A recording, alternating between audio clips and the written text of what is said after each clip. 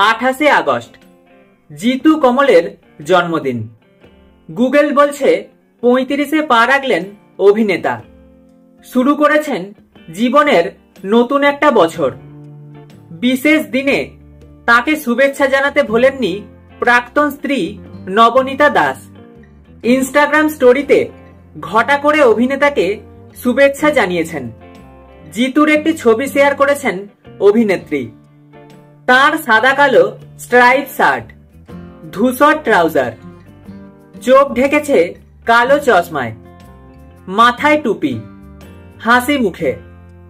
অতীতের সেই মুহূর্ত সকলের সঙ্গে ভাগ করে নিয়ে জিতুর উদ্দেশ্যে নবনীতা লেখেন, শুভ জন্মদিন।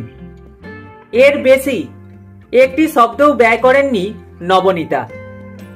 দেখে মনে হতে পারে যেন খানিক ভদ্রতা করেই এই পোস্ট, কিন্তু সত্যিই কি তাই, নাকি অনেক কথা বলতে চেয়েও লিখলেন না কিছুই?